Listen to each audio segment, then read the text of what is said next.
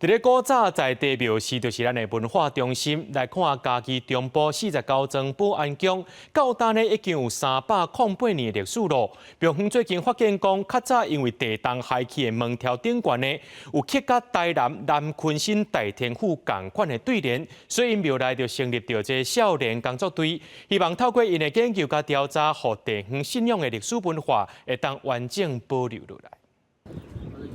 昭和8年，1933年昭和8年。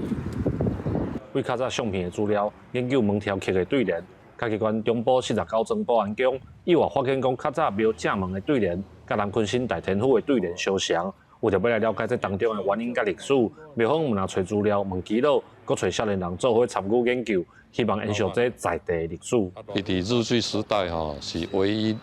中部老的一间公庙所以讲去发现这支石柱甲昆新的对联一模一样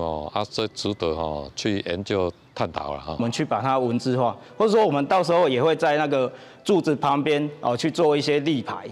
说明，就讲这支当初是为什么？就像咱头注意讲的，伊有咱介绍这个故事伫咧几百当前。除了庙宇建筑的历史，庙方嘛向少年团队小介庙内身上的背景甲工艺。因这少年团队就讲，宗教文化嘛是地方历史的一部分，只是重视的人愈来愈少，伊嘛要用创新的手法，互人来入捌传统的宗教文化。结合这些文化，然后带他进来认识这一间庙，然后这些